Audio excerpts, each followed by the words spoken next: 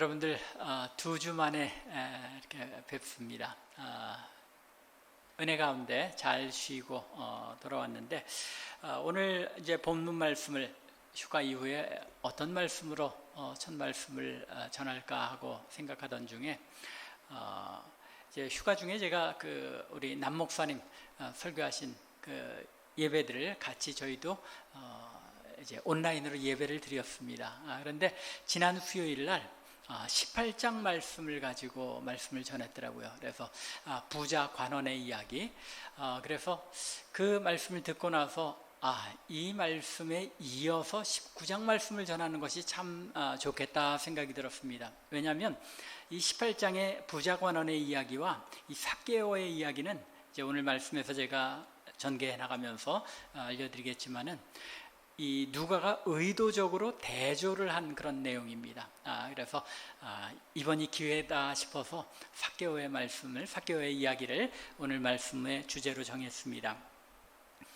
18장에서 이 부자 청년의 이야기를 이제 전한 후에 누가가 19장을 시작하면서 삭개오의 이야기로 시작을 하는데 요 사이에는 어떤 일이 일어나냐면은 여리고 성으로 들어가는 일이 일어납니다. 그리고 또 19장 이 마지막 부분에 보면 소경 바디메오를 고치신 사건이 일어나죠. 그래서 중간에 물론 이 여리고를 들어가는 일과 또 소경 바디메오를 고치시는 사건이 있기는 하지만 전체적인 이 흐름을 보면 이 부자 관원의 이야기 그리고 이 삭개오의 이야기에 많은 공통적인 것과 또 대조하는 그런 내용들이 등장하는 것을 보게 됩니다. 따라서 이 누가는 이 예수님의 생애를 마무리하는 시점에서, 왜냐하면 이 19장 후반부에 어떤 일이 일어납니까? 예루살렘으로 예수님께서 이제 입성하시고 마지막 한 주간을 보내시고 십자가에 달려 돌아가시게 됩니다. 따라서 이 어떤 의미에서는 이 19장의 이야기가 이제까지 누가가 전해온 예수님의 행적의 어떤 마무리와 같은 그런 장이라고 할 수 있습니다. 그래서 더욱더 이 부자 관원의 이야기와 삭개오의 이 대조적인 이야기는 누가의 의도 속에서는 굉장히 중요한 의미를 지닐 수 있는 것입니다. 이 두 사람에게는 공통점이 있었죠. 하지만 또 그 끝은 보면 정반대로 끝나게 됩니다. 공통점이 무엇이었습니까? 둘 다 부자였다는 사실입니다. 18장 23절에 보면 그 사람이 큰 부자였으므로, 이 부자 관원이 그냥 어느 정도 부자가 아니라 큰 부자였다고 강조를 하고 있습니다. 그래서 예수님께서 저에게 말씀하신 것을 듣고 심히 근심하더라라고 기록하는데, 다른 복음서에서는 그 심히 근심하며 돌아갔다고 기록하고 있습니다. 또 19장 2절에는 보면 삭개오라 이름하는 자가 있으니 세리장이면서 또 뭐라고 그럽니까? 부자더라 하고 말합니다. 부자라. 이 두 사람이 대조적인 것이 또 등장하는데, 이 부자 청년은 유대인에게 촉망받던, 존경받던 사내들인의 관리였습니다. 부자 관원이라고 해서 무슨 정부의 관리인가 보다 하기 쉬운데, 이스라엘의 그 당시에는 이스라엘의 정부가 없었죠. 유대인들이 정부가 없었기 때문에 관원이라는 것은 종교 당국, 즉 사내들인의 관원인 것을 의미합니다. 말하자면 요즘 얘기로 하면 금수저였던 겁니다. 큰 부자였다는 것을 보면, 젊은 나이에 큰 부자였다는 것을 보면 자기가 자수성가한 사람은 아니죠. 부모들이 큰 부자였고 부유한 집안에서 자라난 겁니다.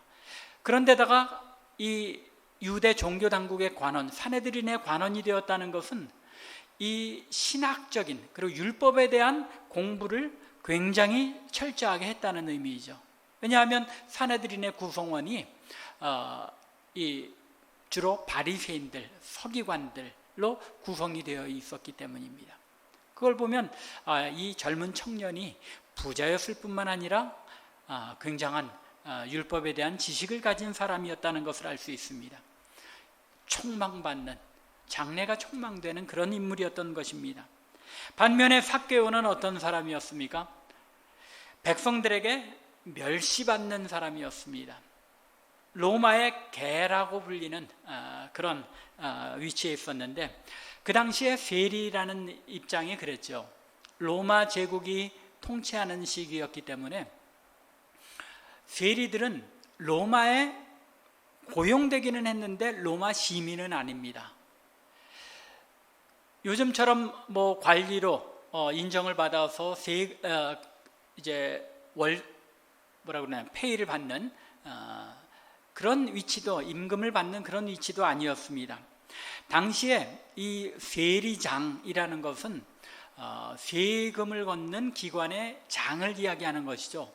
이런 세관이, 말하자면 지역의 세관이 유대 팔레스틴 지역에 딱 세 군데밖에 없었습니다. 여리고와 가이사랴, 그리고 가버나움, 이 세 곳에만 있었는데 여리고 이 세금 걷는 기관의 장이었다는 겁니다. 그러니 상당히 높은 위치입니다.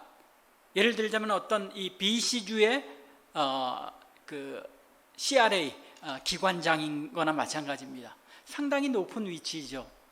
그런데 말씀드린 것처럼 로마 정부에서 이 사람들을 관리로 쓰기는 했지만 이 사람들에게 어떤 녹봉을 주는 거나 그런 위치가 아니라 자신들이 세금을 걷는 분량에서 정부에 바치고 남는 것을 자신들이 취하는 입장입니다. 그러다 보니까 어떻게 하겠습니까? 많이 갈취를 하게 되죠. 그리고 또 그 세리장이었다는 이야기는 세금 걷는 사람들을 밑에 두고 어떻게 하면 세금을 많이 걷어낼 수 있는지 훈련하고 가르치는 위치에 있는 사람이라는 것입니다. 국민들한테, 백성들에게 좋은 이미지일 수가 없는 것이죠. 로마 정부의 개, 진짜 유대인으로서는 쓰레기 같은 그런 사람들로 취급받던 사람이었습니다. 이처럼 이 두 사람이 공통점이 있었지만 또 대조적인 점이 있었습니다.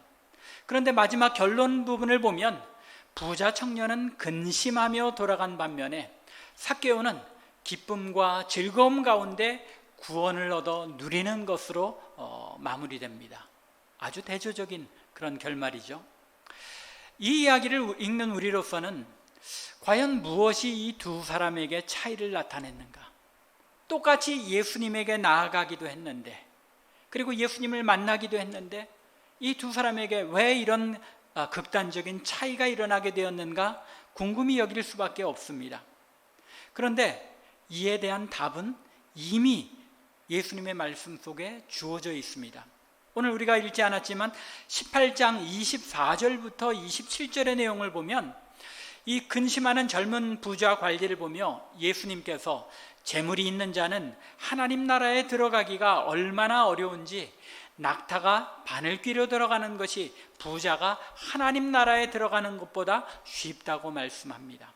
그러자 듣는 자들이 다시 예수님께, 주님, 그렇다면 도대체 누가 구원을 얻을 어떤 사람이 구원을 얻을 수 있는 것입니까? 라고 묻습니다. 그러자 예수님께서 뭐라고 대답하십니까? 무릇 사람이 할 수 없는 것을 하나님은 하실 수 있느니라. 무슨 이야기입니까? 하나님께 달렸다는 이야기죠. 하나님의 전적인 은혜가 열쇠라는 것입니다. 그래서 오늘 본문 9절에서도 예수님께서도 말씀하기를 오늘 구원이 이 집에 이르렀으니 라고 말씀하십니다. 이 말을 자세히 들어보면 삭개오가 어떻게 자신의 능력으로 무엇을 행하여 구원을 얻게 된 것이 아니라 하나님의 은혜로 구원이 이 삭개오의 집에 이르게 되었다는 것을 알려주고 있습니다. 전적으로 하나님의 은혜로 이루어졌다라고 말씀하고 있는 것이죠. 이렇게 하나님의 은혜인 것을 누가가 이야기하면서도 동시에 앞에 부자 관원과 다른 결말을 맺게 된 삭개오의 그 믿음의 행태에는 조금 무엇인가 다른 것이 있었다는 사실을 또한 오늘 본문에서 우리에게 알려줍니다. 따라서 이런 전제 속에서 물론 삭개오의 구원이 전적인 하나님의 은혜로 이루어진 것이지만 그의 반응에 어떤 요소들이 있어서 하나님의 구원의 은혜가 저에게 임하였고 저가 이 구원의 은혜를 누릴 수 있게 되었는지를 우리가 살펴보면서 은혜를 나누고자 합니다. 첫 번째로 이 삭개오에게 나타난 특징은 열정입니다. 18장 21절에 나타난 것처럼 부자 청년은 예수님을 만나러 나왔을 때 자신이 율법을 얼마나 잘 알고 또한 지켜온 사람인지를 사람들 앞에 드러내 보이려고 예수님께 나왔습니다. 그 마음의 중심이 물론 자신에게 채워지지 않는 어떤 것이 있어서 영생이 무엇인지를 알기 위하여 구원을 얻기 위하여 예수님에게 나오기는 했지만 그 마음의 중심에는 여전히 자기가 중심이었다는 것입니다. 사람들에게 내가 어떻게 비춰질 것인가? 바로 그런 이유 때문에 예수님께서 율법에 기록된 것을 지키라고 말씀하죠. 그런 건 내가 다 지켜왔습니다 라고 자신을 드러내며 이야기를 한 것입니다. 하지만 삭개오는 예수님이 어떤 분이신지 잘 알고자 하는 간절한 열망이 그에게 있었습니다. 3절과 4절에 묘사된 내용이 이러한 사실을 잘 보여주고 있습니다. 3절을 보면 그가 예수께서 어떠한 사람인가 하여 보고자 하되 라고 말하고 있습니다. 그리고 4절에서도 앞으로 달려가 보기 위하여 라고 말하고 있습니다. 여기서 본다는 말이 그저 눈으로 단순히 본다는 의미가 아니죠. 그래서 3절 초반부에 보면 그가 예수께서 어떠한 사람인가 외면만 봐가지고 알 수 있는 모습은 아니라는 거죠. 영어에서도 see라는 단어, I see 하면 무슨 얘기입니까? 내가 본다는 얘기입니까? 알았다는 이야기이기도 하죠. 어떤 사람인지 내가 보다 더 정확하게 알기 위하여 내 눈으로 보고 확인하여야 하겠다 하는 그런 갈망이 이 3절과 4절에 나타난 보고자 하되 보기 위하여라는 말 속에, 단어 속에 담겨 있다는 것입니다. 즉 예수님을 더 깊이, 더 자세히 어떤 분이신지를 내가 알아야 되겠다 하는 그런 열망을 가지고 뽕나무에 올라가게 되었다는 것입니다. 자신을 사람들 앞에 어떤 사람인지 나타내려 했던 부자 관리와는 달리 삭개오는 예수님이 어떤 분이신지 알고자 하는 간절한 열망이 그 마음 속에 있었다는 것입니다. 이러한 열망이 삭개오로 하여금 주님을 보려고 한 걸음에 달려가 돌무화과 나무, 예전 번역에서는 뽕나무라고 기록되어 있죠. 그래서 어려서부터 신앙생활한 사람들은 삭개오가 뽕나무에 올라갔다라고 기억하실 겁니다. 그런데 이제 우리가 아는 뽕나무와는 조금 다르기 때문에 이제 보다 정확성을 기하기 위해서 돌감람나무라고 이제 번역을 했습니다. 여하튼 주님을 만나 그분을 알고자 하는 열망이 얼마나 간절했는지를 그 열정을 보여주는 내용이 바로 삭개오가 단걸음에 이 뽕나무 위에 올라갔다는 사실인 것입니다. 물론 삭개오가 뽕나무에 올라갈 수밖에 없었던 이유 무엇입니까? 키가 작았더라. 키가 안 작으신 분들은 모르시죠. 이건 무슨 일이 있어서 어디를 보려고 그러면 사람들이 모여 있으면 아무리 발돋움을 해도 안 보입니다. 어떤 방법을 취해서든지 보고 싶은 마음이 이 삭개오에게 간절했다는 것이죠. 더욱이 그 모습을 여러분들 한번 상상해 보시기 바랍니다. 지금 여리고에 들어가서 지나가시면서 많은 사람들이 예수님 주변에 몰려들었습니다. 이 삭개오조차도 군중 틈에서 예수님을 보기 위해서는 나무에 올라가야 볼 수 있을 정도였다면 아이들은 다 어디 갔겠습니까?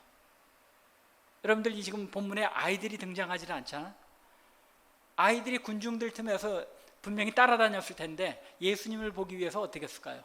주변에 있는 나무에 다 올라가 앉았을 겁니다. 그러면 나이가 한 40, 50 중년 이상이 된 이 삭개오가 저처럼 배도 뻘떡 나왔을 텐데 작은 키에 배가 뻘떡 나온 이 중년의 어른이 아이들 틈에 이 뽕나무 위에 올라가 앉은 겁니다. 조금 우스운 광경이죠. 우스운 광경입니다. 그런데 이 삭개오가 어떤 사람이었는지를 고려한다면, 그리고 그런 삭개오가 이 뽕나무 위에 가지에 올라 앉았다는 것, 그게 어떤 의미인지 우리가 이해할 수 있게 됩니다. 삭개오는 그 위치가 여리고 세리장이었던 그런 위치에서 알 수 있는 것처럼 많은 사람들에게 멸시받는 위치였습니다. 사람의 눈을 피해야 하는 그런 입장이었다는 겁니다. 그런데 나무 위에 올라가 앉으면 사람의 눈을 피할 수 있습니까? 없습니까? 피할 수 없죠. 사람들의 눈을 피하기는커녕 나무 위에 아이들 사이에 걸터 앉아 있으니 눈에 더 띄었을 것입니다. 예수님께서 당장 이 삭개오를 눈에 띄었기 때문에 보시고 나무에서 내려오라고 5절에 말씀하신 이유가 바로 여기에 있었던 것 같습니다. 이처럼 삭개오가 예수님을 보기 위하여 길가에 뽕나무 위에 올라가 앉았다는 사실은 세리장으로서의 체면 혹은 사람들의 눈길을 피할 수밖에 없는 자신의 위치 등을 전혀 고려하지 않은, 자신의 자존심을 다 내려놓고 자신의 수치심을 다 내려놓고 이 나무 위에 올라가 앉은 것입니다. 자신의 모든 것을 다 던져버릴 정도로 주님을 보고자 하는 그 열망이 컸다는 사실을 보여주고 있는 것입니다. 주님을 만나보고자 하는 이런 강한 열망이, 갈망이 어떤 일을 불러온 것입니까? 그로 하여금 주님 앞에 구원을 누리게 하고 그의 삶을 변화시키게 한 것입니다. 자신의 모든 것을 내던질 수 있을 정도로 컸던 그 열망이 주님으로 하여금 삭개오를 만나주게 하셨다는 것입니다. 저는 오늘 이 말씀을 묵상하며 그리스도를 만나고자 하는 간절한 열망이, 삭개오 같은 그런 열망이 우리에게 있는가를 생각해 보게 됩니다. 여러분들은 어떻습니까? 주님을 만나고자 하는 그런 갈망이 과연 내 모든 것을 다 던져버릴 정도로 강한 열망이 나에게 있는가? 그 간절함이 있는가? 부끄럽게도 저 자신을 돌아볼 때 그런 갈망, 그만한 갈망을 가지지 못했던 것 같습니다. 그랬기 때문에 더 하나님의 은혜다 하고 생각이 됩니다. 이런 갈망을 가지지 못했음에도 불구하고 하나님께서 저를 찾아 불러주시고 또 사역자로 불러주셨다는 것, 하나님의 은혜 아니고는 될 수 없는 일이다 하는 그런 감동이 느껴집니다. 여러분들은 어떻습니까? 이사야 55장 6절에 보면 너희는 여호와를 만날 만한 때에 찾으라, 가까이 계실 때에 그를 부르라 라고 말씀합니다. 여호와께서 우리를 만나 주실 만한 때에, 가까이 계실 때 그분을 갈망하고 찾으면 하나님께서 또 주님께서 우리를 만나 주신다고 약속하셨습니다. 바로 그런 이유 때문에 삭개오가 뽕나무에 올라가 앉을 정도의 그 열정과 갈망을 가지고 주님을 보기 원했을 때 주님께서 그를 보시고 그를 만나 주시고 그를 구원하신 것입니다. 우리가 주님을 만나기를 간절히 원할 때에, 온 마음을 다해 진정으로 열망할 때에 주님께서 우리를 만나 주시는 줄로 믿습니다. 사실 우리 모두는 이러한 열망, 정도의 차이는 삭개오만큼은 아니었을지라도 주님을 만나고자 하는 열망을 가졌고 또 만났던 사람들입니다. 하지만 아직도 주님께서 나를 만나 주시기를 원하고 또 내가 주님을 만나기를 원하는데 주님을 아직 만나지 못한 분들이 계시다면 삭개오와 같은 간절한 열망을 마음에 품고 하나님께서 그런 열망을 주시기를 간구하면서 주님을 만날 수 있는 이 시간 되고 또 여러분도 되시기를 주님의 이름으로 간절히 축원합니다. 한때 우리는 모두 주님을 향한 열망을 가지고 있었습니다. 그런데 오늘날 우리에게, 지금 우리에게 우리의 마음속에 과연 무엇이 주님을 향한 열정이 자리 잡아야 할 그 자리를 차지하고 있는지를 돌아보시기 바랍니다. 우리의 열정이 왜 식었는지, 주님과 함께 동행하고자 하는 열망이 왜 식었는지 생각해 보시자는 겁니다. 여러분들 어렸을 때 우리 한국교회의 모습을 보면, 또 농촌교회에도 보면 하루 종일 농사일을 하고 나서도 집에 돌아가는 길에 하나님 앞에 나가 교회에 가서 기도하고 돌아가는 그런 성도들이 참 많았습니다. 또 공장생활, 직장생활에 힘든 가운데 철야를 하며 신앙생활을 하던 모습이 우리 한국교회에 있었습니다. 주님 밖에는 그 어떤 것에도 소망을 둘 수 없었기에 하나님 앞에 절박함을 가지고 하나님 앞에 무릎 꿇는 그런 신앙의 모습이었습니다. 그런데 오늘날 우리에게 그런 신앙의 열정과 갈망이 어디에 갔습니까? 우리의 삶이 너무나도 만족스럽기에, 너무나도 풍요하기에, 하나님 앞에 무릎 꿇을 만한, 필요를 구할 만한 것이 없기에 우리의 열망이 식지는 않았는지 돌아보아야 한다는 것입니다.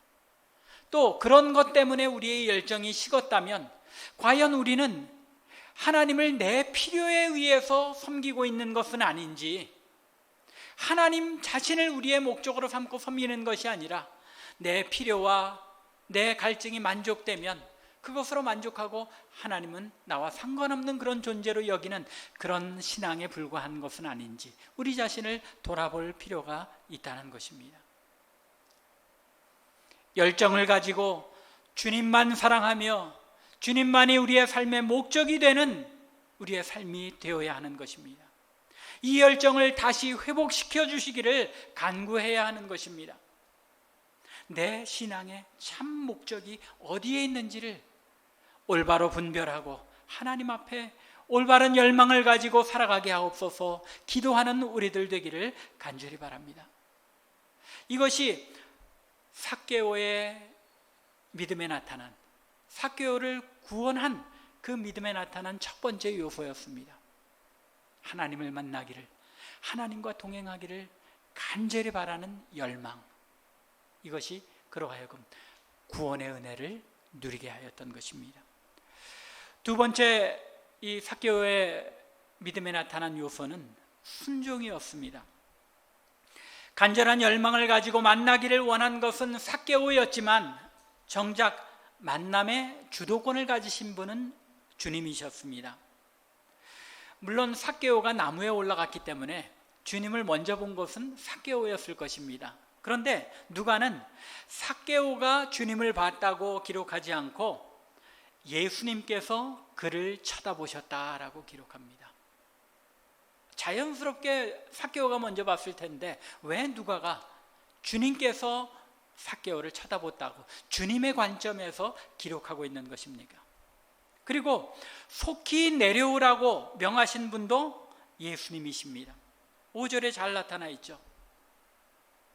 쳐다보시고 이르시되 삭개오야 속히 내려오라. 주님께서 먼저 쳐다보시고 내려오라고 명하신 것으로 기록하고 있습니다.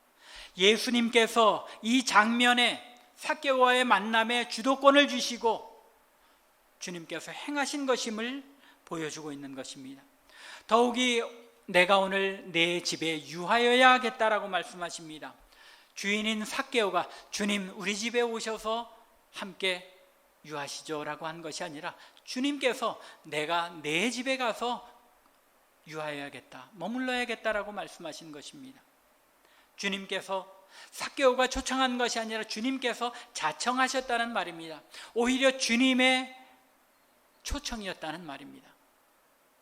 주님께서 이렇게 말씀하셨을 때 주님을 향해 간절한 열망을 가졌던 삭개오는 즉각적으로 순종합니다. 급히 내려와 즐거워하며 영접했다고 말씀합니다. 자신이 열정적으로 갈망하던 일들이 삶에 일어날 때 그 일을 행하는 것은 순종이 아니라 무엇이 됩니까? 기쁨이요 즐거움이 되는 것입니다. 여러분들이 왜 순종하는 일이 그렇게 어려우십니까? 여러분들이 그 일을 갈망하고 그 일을 즐거워하지 않기 때문입니다. 여러분들이 진정으로 갈망하는 일이었다면 그 일이 일어날 때 그 순종은 아주 쉽고 즐겁고 기쁜 일이 되어진다는 것입니다. 주님의 주도권, 먼저 주님께서 보시고 내려오라는 그 명령에 삭개오가 즉시 순종하게 됩니다. 그런데 여기에 나타난 누가의 표현은 아주 상징적인 의미를 지닙니다. 문학적인 상징이죠. 속히 내려오라라는 이 주님의 명령은 나무 위, 어떤 곳입니까? 군중들과는 떨어진 소외된 곳입니다. 소외되고 격리된 삶을 살았던 삭개오, 나무 위에 올라갈 수밖에 없었던 삭개오를 향한 구원의 초청이었습니다. 나무에서부터 내려오라는 그 명령은 삭개오로 하여금 이제는 외면당하고 소외된 삶이 아니라 사람들 속에, 많은 군중들 속에서 평범한 삶을 살아가라는 명령이었고, 또 동시에 내 집에 유하여야 하겠다 하는 청은 그리스도를 영접하고 함께 거하자는 구원의 초청이었던 겁니다. 따라서 삭개오가 급히 내려와서 즐거워하며 영접했다는 이 표현은 삭개오가 전적인 순종으로 주님의 구원의 초청에 응하여 주님을 영접했음을 나타내 보여줍니다. 이것이 이 누가가 예루살렘에 입성하신, 그리고 마지막 길을 향하여 가시는 주님의 사역을 통하여 알려주고 또 드러내기를 원했던 내용인 것입니다. 전적인 하나님의 은혜로 구원하시되 소외된 자들, 연약한 자들을 불러 구원하시는 이 사역을 주님께서 이제 마무리하신다는 것을 보여주고 있는 것입니다. 바로 그런 이유 때문에 마지막 읽은 우리가 9절 10절에서 오늘 구원이 이 집에 이르렀으니 이 사람도 아브라함의 자손이로다 하면서 인자가 온 것은 잃어버린 자를 찾아 구원하려 함이니라. 이것이 주님의 사역의 최종 목표였다는 것입니다. 이렇게 주님께서 삭개오와의 사이에서 구원의 은혜를 베푸시는 그 모습을 군중들은 이해하지 못했습니다. 그래서 7절을 보면 예수님을 따르던 그 군중들, 뭇사람들은 이러한 주님과 삭개오 사이에 일어난 이 구원의 은혜의 참 의미를 이해하지 못하고 오히려 주님을 비난합니다. 저들은 여전히 스스로 자신들의 우월감을 자랑하며 높은 자리에 서서 순종을 하기보다는 순종을 요구하는 자의 삶을 원하고 있었던 것입니다. 이것이 일반적으로 우리 믿는 성도들에게서도 일반적인 마음이 아닌가 생각합니다. 적어도 내가 저 사람보다는 조금 낫지 하는 것을 드러내고자 하는 마음, 그게 우리의 죄성에서 나타나는 우리의 마음이죠. 신앙적으로도 마찬가지죠. 그렇기에 남들을 섬기는, 더 낮은 자리에서 섬기는 그런 모습, 겸손함보다는, 순종하기보다는 남들이 어떻게 순종하는지를 관찰하고 지시하기를 더 좋아합니다. 그래서 어떤 분들 이야기를 들어보면 교회에 직분을 받는 것조차도 그 직분이 섬김을 위한 것인데 그것이 아니라 섬김을 받기 위하여 직분을 받는 것으로 착각하는 그런 분들도 계시다는 것입니다. 교회의 모든 직분은 목사, 장로, 집사, 권사 할 것 없이 다 섬김을 위한 직분인 것을 잊지 않으셔야 합니다. 이것이 우리가 교회에서 온전하게 서로를 섬길 수 있는 유일한 깨달음입니다. 직분은 섬김을 위한 것이고, 더 우리가 신앙이 깊어갈수록 더 낮은 자리에서 섬겨야 한다는 것입니다. 내가 높아지면 순종하는 종이 될 수가 없습니다. 삭개오가 나무에서 내려오는 행동이 상징하는 것처럼 삭개오는 자신의 모든 것을 내려놓고 낮아졌습니다. 세리장으로서 가져야 한 권위를 내려놓았습니다.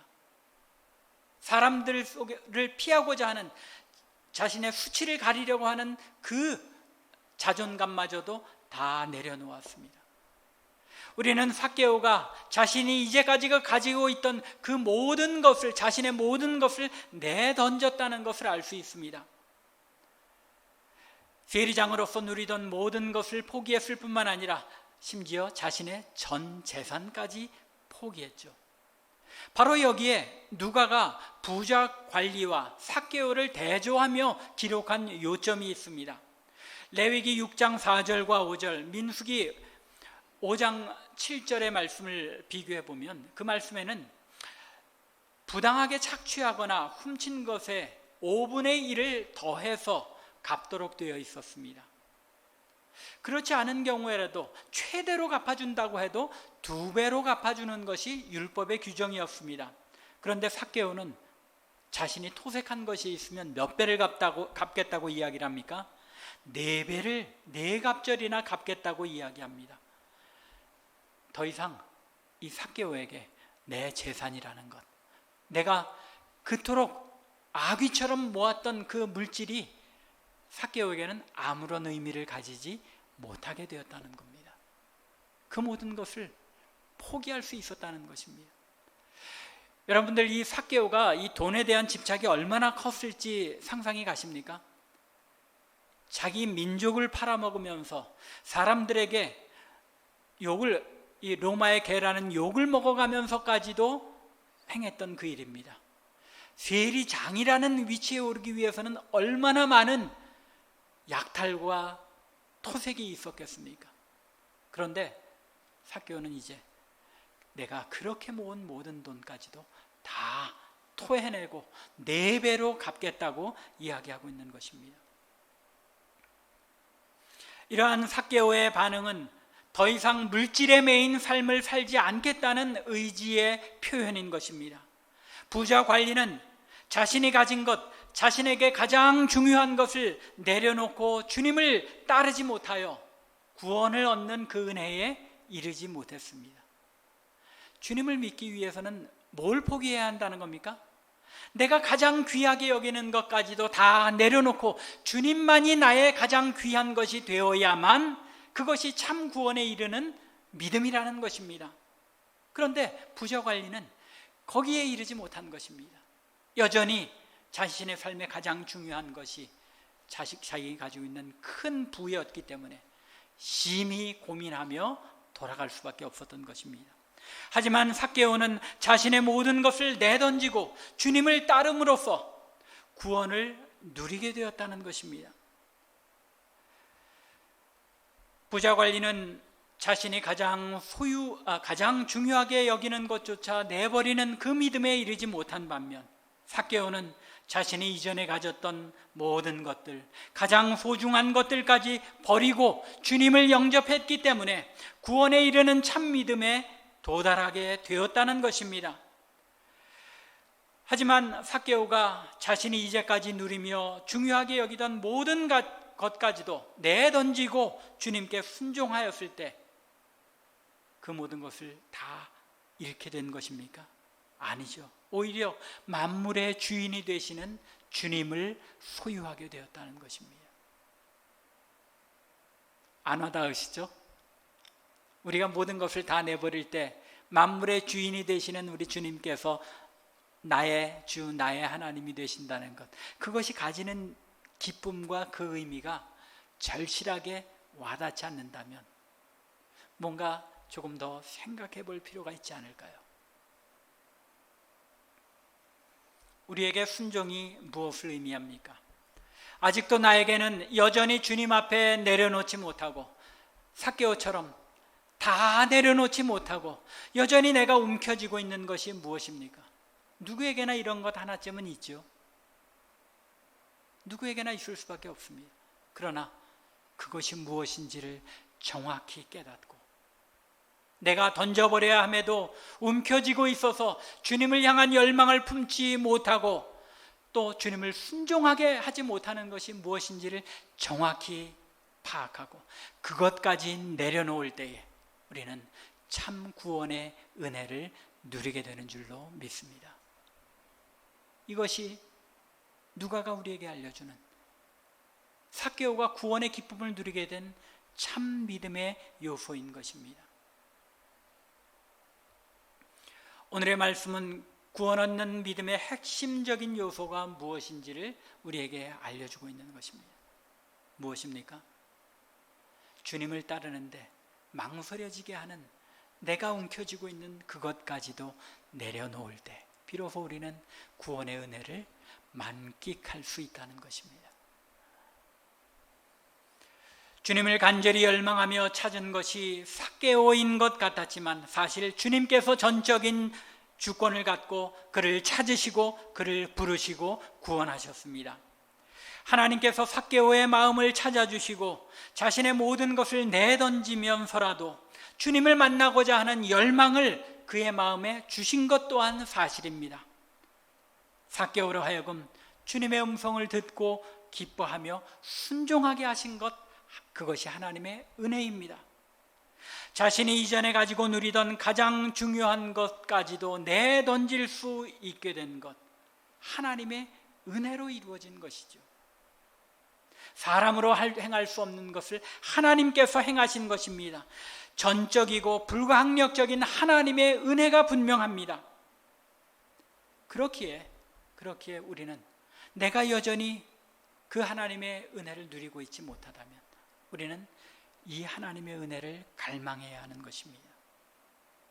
내가 움켜쥐고 소중히 여기는 것들까지도 주님 앞에 내려놓고 온전히 주님만을 순종하며 섬기게 하여 주옵소서 하고 간절히 갈망하며 순종하고자 할 때에 오늘도 우리 주님의 입을 통하여 오늘 구원이 이 집에 이르렀으니 이 사람도 아브라함의 자손이미로다 하는 주님의 음성을 우리의 마음에 듣게 해 주실 것입니다.